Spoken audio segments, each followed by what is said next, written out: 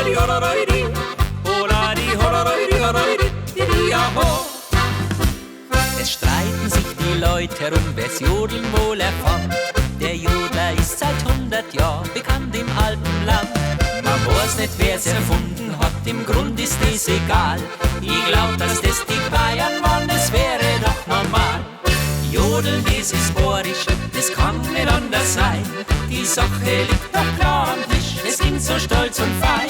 Ein Jodler aus dem Heimatland, wo ich geboren bin, da lernt man doch das Jodeln schon gleich in der Wirden drin. Holadi, holadi, holadi, holadi, holadi, holadi, holadi, holadi, holadi, holadi,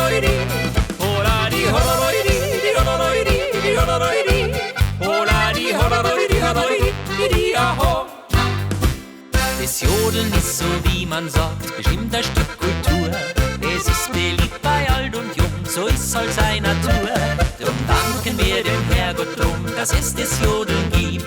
Ein kleines Geschenk vom Himmel drum für jeden, der es liebt. Jodeln, das ist bohrisch, das kann nicht anders sein. Die Sache liegt doch klar am Tisch, es klingt so stolz und fein. Ein Jodler aus dem Heimatland, wo ich geboren bin, da lernt man doch das Jodeln schon gleich in der Wirden drin. Holadi, holadi, holadi, holadi, holadi, holadi,